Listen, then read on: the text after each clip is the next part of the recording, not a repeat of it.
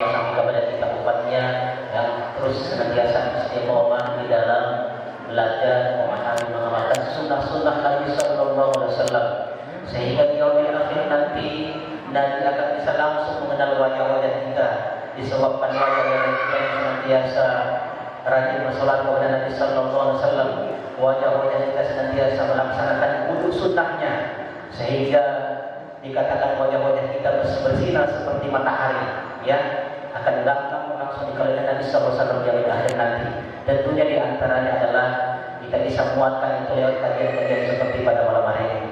Alhamdulillah, terima kasih Bapak Ibu sekalian. Kita akan lanjutkan kajian tauhid pada malam hari ini yang bersama Ustaz kita, ya, Tengku Fadli, seputar tentang tauhid, ya, insyaallah. Tauhid menjadi sangat mendasar, tauhid menjadi penentuan, tauhid menjadi ukuran kita umat akhir zaman akan selamat ataupun akan celaka, ya. Dengan pemahaman tauhid yang baik dan benar, insya Allah kita termasuk umat yang akan selamat di dunia dan akhirat, khususnya kita umat yang akan pada kesempatan malam hari ini.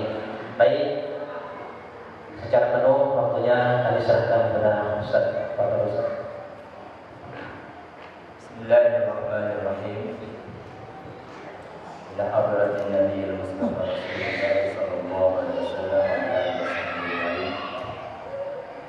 wa ila Syekh Muhammad Nawawi Imam Syafi'i wa ila alamat Syekh Abi wa ila alamat Syekh Ahmad An-Nahrawi wa ila Syekh Muhammad Al-Fatihah.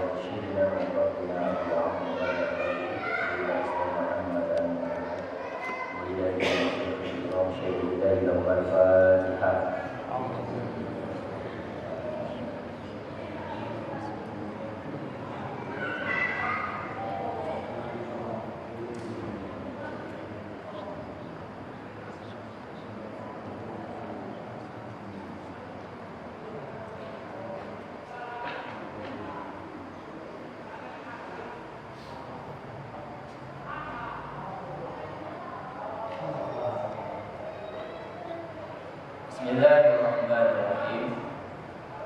Alhamdulillahi rabbil alamin. Wassalatu wassalamu ala sayyidina Muhammad wa ala alihi wa sahbihi ajma'in. Amma ba'd. Wad dalilu ala wujudillahi ta'ala wujudul alam. Ai wujuduhu ba'da alam. Fatahibud dalili an taqula al-alam hayyun wa kullu hayyin lahu salimun tafrudun natijatu al-alamu lahu salimun. Hada huwa dalilul aqli. Wa amma kaunu salimin wallahu ta'ala wahdahu la syarika lah falaysa mustafadan min ad-dalili bal min ar-rusul alaihi wassalatu wassalam.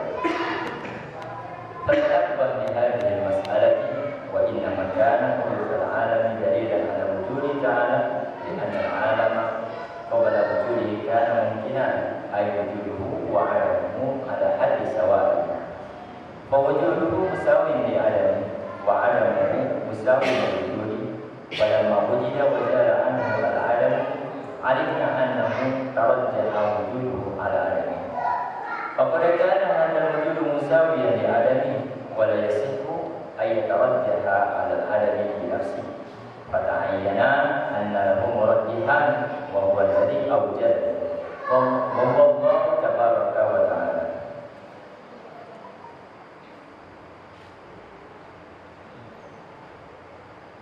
والدليل على وجود الله تعالى, bukti atas keberadaan Allah Subhanahu wa taala. Jadi sebelumnya kita telah membahas sifat pertama yang wajib ada pada Allah Ta'ala. Jadi sifat pertama yang wajib ada pada Allah Ta'ala adalah sifat wujud. Wujud artinya ada. Maka Allah Ta'ala itu bersifat dengan ada. Dan adanya Allah Subhanahu wa Ta'ala seperti yang telah kita ketahui, adanya Allah Ta'ala itu adalah ada yang wajib. Di mana mengatakan ada yang wajib ini berbeda dengan ada yang menjadi sifat bagi selain Allah Ta'ala, seperti ada yang menjadi sifat bagi diri kita. Jadi kita manusia ini pun bersifat dengan ada, tetapi ada yang ada pada kita itu berbeda dengan ada yang menjadi sifat bagi Allah Ta'ala. Ada yang menjadi sifat bagi Allah Ta'ala adalah yang wajib, sementara ada yang menjadi sifat kita adalah ada yang sifatnya jaiz atau hukumnya jaiz, boleh ada. Jadi kalau Allah itu wajib adanya, kalau kita boleh ada, boleh adanya. Boleh ada, boleh juga tidak ada. Kalau Allah itu wajib ada. Kemudian Allah Ta'ala dengan sifat wajib, dengan sifat wujudnya, dengan sifat adanya, itu layak qabilul intifa'ah. Allah Ta'ala tidak menerima ketiadaan, berbeda dengan wujud yang kita miliki. Kita bersifat ada, tetapi ada yang kita miliki ini dapat menerima ketiadaan. Sehingga satu waktu manusia itu ketika dia mati, maka dia akan menjadi tiada. Maka ada yang ada pada kita ini berbeda dengan ada yang ada pada Allah Ta'ala. Ada yang menjadi sifat Allah Ta'ala ini tidak menerima ketiadaan. Dan ada yang menjadi sifat Allah Ta'ala juga tidak bisa terlepas dari zat Allah Subhanahu wa Ta'ala. Kemudian juga sudah diterangkan bahwa ada yang menjadi sifat bagi Allah Ta'ala, ada tersebut itu tidak bergantung kepada maddah, ada itu tidak dari satu maddah, dan juga tidak menggunakan wasithah. Jadi adanya Allah Ta'ala itu tidak ada bahan dasarnya, berbeda dengan adanya kita. Adanya kita ini dengan memiliki dasar. Dasarnya apa? Dasarnya adalah setetes air mani. Lalu dari air mani itu berubah menjadi segumpal darah, dari segumpal darah itu berubah menjadi segumpal daging hingga seterusnya. Berbeda dengan wujud Allah Ta'ala. Adanya Allah Ta'ala ini tidak memiliki asal. Artinya tidak bisa kita katakan Allah Subhanahu wa Ta'ala itu awalnya setetes air mani, berubah menjadi darah, berubah menjadi segumpal daging, lalu menjadi Allah Subhanahu wa Ta'ala. Dan adanya Allah Ta'ala itu tidak membutuhkan wasithah, tidak membutuhkan perantara. Berbeda dengan wujud kita. Adanya kita ini membutuhkan kepada perantara. Perantara yaitu dengan adanya ibu dan bapak kita, maka kita menjadi Adam. Dan sementara Nabi Adam sendiri yang tidak memiliki bapak dan ibu, Nabi Adam ini tetap membutuhkan perantara. Perantaranya itulah Allah Subhanahu wa Ta'ala. Karena Allah Subhanahu wa Ta'ala yang mengadakan Nabi Adam. Maka Allah Subhanahu wa Ta'ala itu tidak memiliki maddah, tidak memiliki asal, dan Allah Subhanahu wa Ta'ala itu tidak memiliki perantara. Maka tidak bisa kita katakan Allah itu dari setetes air mani umpamanya, dan tidak bisa kita katakan Allah Subhanahu wa Ta'ala itu memiliki ayah dan ibu sehingga Allah itu menjadi ada, dan tidak bisa kita katakan bahwa Allah Subhanahu wa Ta'ala itu membutuhkan pencipta untuk mengadakan Allah Subhanahu wa Ta'ala. Karena yang seperti demikian adalah ada selain Allah Subhanahu wa Ta'ala, bukan adanya Allah Subhanahu wa Ta'ala. Setelah kita meyakini, setelah kita mengetahui dan meyakini bahwa Allah Subhanahu wa Ta'ala itu bersifat ada, maka kita pun harus memiliki dalil. Kita pun harus tahu bukti atas keberadaannya Allah Subhanahu wa Ta'ala. Kenapa kita harus tahu buktinya?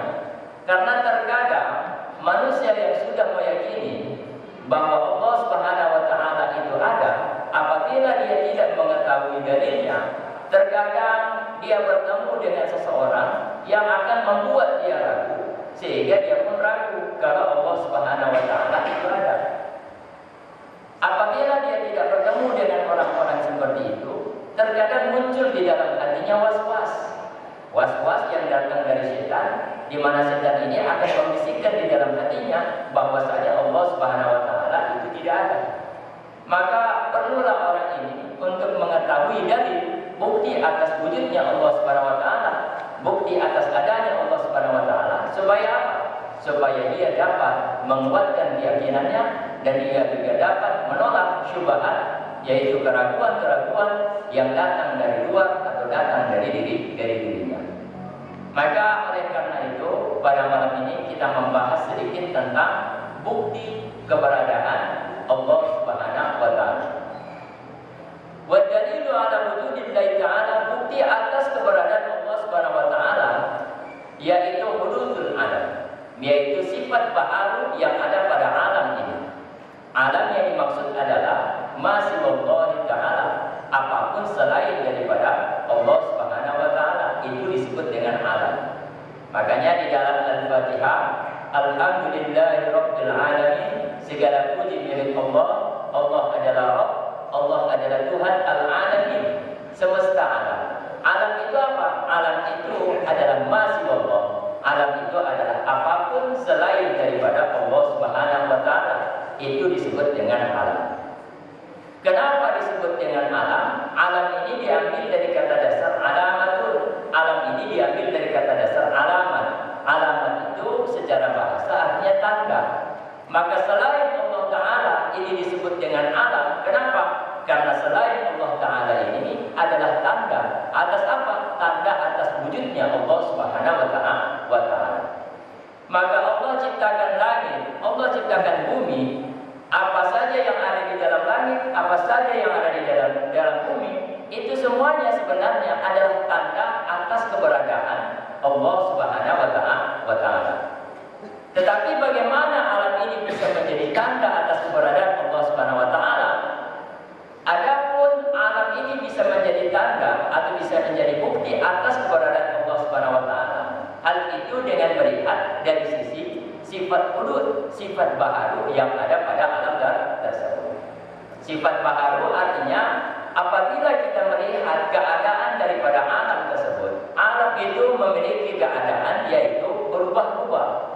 Berubah-ubah, ada kalanya dia bergerak, ada kalanya dia tidak bergerak. Ada kalanya dia bergerak, ada kalanya dia diam. Maka bergerak dan diam itu adalah dua keadaan yang berubah-ubah. Seseorang yang awalnya diam, kemudian dia bergerak, maka bergerak itu yang terjadi setelah awalnya diam, bergerak itu awalnya tidak ada, kemudian menjadi ada. Seseorang ketika dia bergerak, kemudian dia diam, maka diam yang terjadi pada orang tersebut awalnya tidak ada, kemudian menjadi ada. Maka seseorang yang bergerak dan juga diam, seseorang ini tidak terlepas dari keadaan yang disebut dengan baharu. Baharu artinya ada yang diawali dengan tidak ada. Maka karena seseorang yang bergerak dan dia tidak terlepas dari keadaan yang baharu, yaitu ada yang diawali dengan tidak ada, otomatis orang tersebut pun diawali dengan tidak ada. Maka manusia yang selalu bergerak, manusia yang selalu diam, manusia ini tidak terlepas daripada keadaan berubah-ubah. Keadaan yang berubah-ubah itu menuntut bahwa manusia itu adalah sesuatu yang awalnya tidak ada, kemudian menjadi ada. Jika manusia itu awalnya tidak ada, kemudian menjadi ada, maka tentunya manusia ini butuh kepada pencipta yang akan mengadakan manusia tersebut. Dan pencipta yang mengadakan manusia itu tentunya haruslah ada. Karena jika pencipta yang mengadakan manusia itu tidak ada, mana mungkin dia bisa mengadakan manusia. Nah, maka pencipta dengan dasar alam semesta, dengan dasar apapun selain Allah Subhanahu wa taala yang telah ada ini, pencipta itu harus ada. Kemudian siapakah pencipta itu sebenarnya? Pencipta itu sebenarnya adalah Allah Subhanahu wa taala. Tetapi pencipta itu adalah Allah, ini tidak dapat dibuktikan dengan dalil yang sudah disebutkan. Artinya penciptanya adalah Allah, ini tidak dapat dibuktikan dengan adanya langit dan adanya bumi. Lalu dari mana kita mengetahui pencipta langit dan bumi ini adalah Allah? Kita mengetahui itu melalui para nabi dan para rasul yang telah diutus oleh Allah Subhanahu wa taala. Maka Rasulullah diutus di kota Mekah. Awal dakwah daripada Rasulullah adalah mengajarkan kepada orang-orang Arab penciptanya adalah Allah Subhanahu wa taala. Setelah orang-orang Arab mengakui penciptanya adalah Allah Subhanahu wa taala, kemudian orang-orang Arab ini diajarkan hukum-hukum, artinya kewajiban-kewajiban yang telah ditetapkan oleh Allah Subhanahu wa taala dan larangan-larangan, artinya apapun yang diharamkan oleh Allah Subhanahu wa taala. Maka dari situ pun dapat kita pahami bahwa pertama-tama yang diajarkan Rasulullah adalah keimanan, lalu diajarkan keislaman. Maka ilmu yang paling mendasar, ilmu yang paling pertama harus kita ketahui sebenarnya adalah ilmu tentang keimanan, baru ilmu tentang keislaman. Jadi kira-kira sudah bisa dipahami tentang dalil daripada wujudnya Allah Ta'ala. Saya ulangi, apa bukti Allah Ta'ala itu ada? Bukti Allah Ta'ala itu ada adalah alam semesta ini. Bagaimana alam semesta ini dijadikan sebagai bukti? Karena kita melihat alam semesta ini dia bergerak dan dia juga diam. Karena alam semesta ini seperti manusia, dia tidak terlepas dari bergerak dan diam. Bergerak dan diam itu awalnya tidak ada, kemudian menjadi ada. Berarti manusia yang bersifat dengan bergerak dan diam, manusia ini pun dia pastinya awalnya tidak ada, kemudian menjadi ada. Jika manusia awalnya tidak ada, kemudian menjadi ada, tentunya manusia ini membutuhkan pencipta yang akan mengadakan manusia ini dari tidak ada menjadi ada. Siapakah pencipta itu? Pencipta itu adalah Allah Ta'ala. Dari mana kita mengetahui pencipta itu adalah Allah? Kita mengetahui itu melalui para Rasul. Sebagaimana dijelaskan di dalam Al-Quran, Qul huwallahu ahad. Katakan oleh engkau wahai Muhammad, Tuhan yang ditanyakan oleh orang-orang kafir itu, Tuhan itu adalah Allah. Tuhan itu bernama Allah. Nah, maka setelah kita mengetahui sifat yang pertama yaitu wujud, dan kita pun telah mengetahui dalilnya. Kenapa? Karena seseorang sekedar mengetahui sifat yang ada pada Allah, jika dia tidak mengetahui dalilnya, berarti orang ini bertaklid. Orang ini bertaklid. Dalam urusan etika tidak cukup semata-mata bertaklid. Kita harus mengetahui dalilnya. Berbeda dengan urusan ibadah. Kalau dalam urusan ibadah, kita yang tidak mampu menggali hukum dari Al-Quran dan Hadis, maka kita diwajibkan bertaklid. Pahami bedanya ya? Dalam urusan ibadah, kita yang tidak mampu menggali hukum dari Al-Quran dan Hadis, kita wajib bertaklid. Tetapi dalam urusan etika, dalam urusan keimanan, kita tidak boleh bertaklid. Bertaklid artinya apa? Bertaklid artinya kita mengetahui sesuatu, tetapi kita tidak mengetahui dalilnya. Itu namanya taklid. Maka kita yang telah meyakini Allah itu ada, kita harus tahu dalil. Apa dalilnya Allah itu ada? Jadi dalilnya seperti yang sudah dijelaskan tadi. Berbeda dengan urusan sholat. Sholat itu hukumnya wajib. Apa dalilnya? Kita tidak wajib tahu. Kita tidak wajib tahu. Yang wajib kita ketahui, sholat itu hukumnya apa? Wajib atau haram atau mubah, dibolehkan.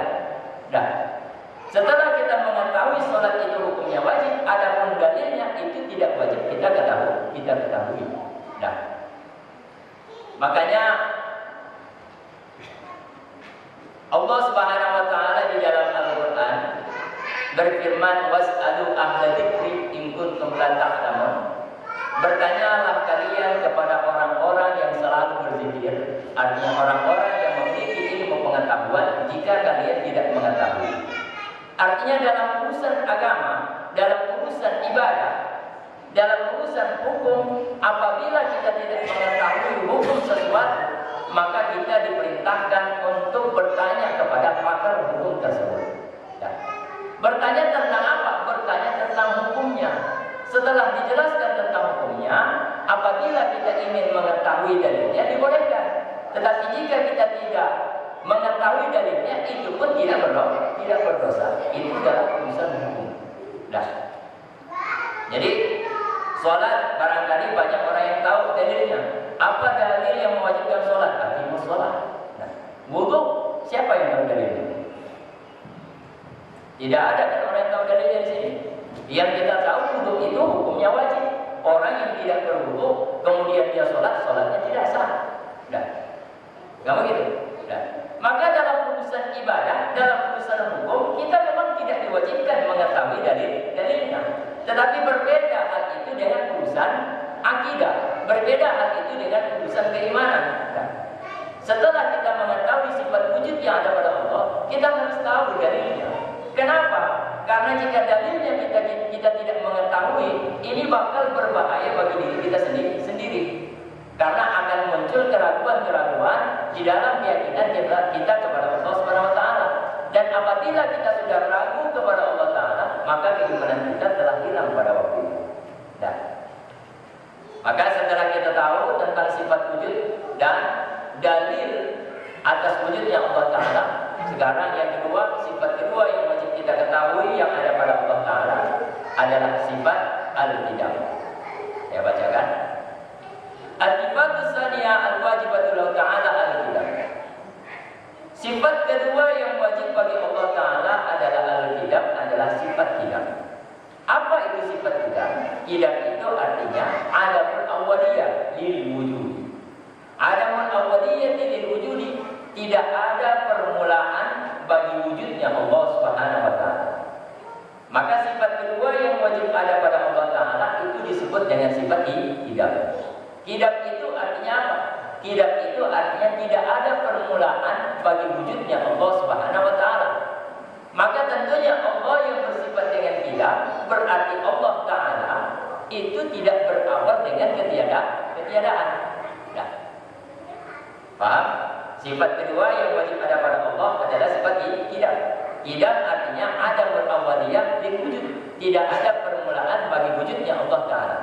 Allah kita yakini ada. Lalu setelah kita meyakini Allah itu ada, apakah Allah ada permulaannya? Ada permulaan dengan makna apakah Allah awalnya tidak ada kemudian menjadi ada? Nah, sebagaimana makhluk yang awalnya tidak ada kemudian menjadi ada. Oh tidak, Allah Subhanahu wa taala itu tidak diawali dengan tidak ada. Maka keadaan tidak diawali dengan tidak ada, ini disebut dengan sifat qidam. Nah, maka wajib kita meyakini sifat kedua yang ada pada Allah taala yaitu sifat qidam. Qidam artinya tidak berawal dengan tidak ada. Apa dalil Allah Subhanahu wa taala itu tidak berawal dengan tidak ada? Kita katakan dalilnya, apabila Allah Subhanahu wa taala tidak bersifat qidam, artinya tidak berawal dengan tidak ada. Apabila Allah Subhanahu wa taala tidak bersifat qidam, maka otomatis Allah taala itu bersifat dengan hudus, bersifat dengan bahari. Bersifat dengan hudus artinya apa?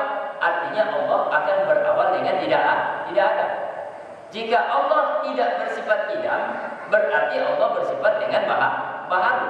Dan jika Allah bersifat dengan baharu, artinya jika Allah taala itu awalnya tidak ada kemudian menjadi ada, otomatis Allah Subhanahu wa taala akan membutuhkan pencipta. Allah awalnya tidak ada. Kalau awalnya tidak ada kemudian menjadi ada, berarti Allah butuh kepada pencipta yang akan mengadakan Allah Subhanahu wa taala. Tetapi mengatakan Allah taala itu butuh kepada pencipta, ini mustahil. Kenapa mustahil? Karena jika Allah butuh kepada pencipta, otomatis pencipta itu pun akan butuh kepada Allah. Kenapa? Karena Allah taala adalah pencipta. Jika Allah butuh kepada pencipta yang lain, pencipta itu pun akan butuh kepada Allah, karena Allah juga adalah pencipta.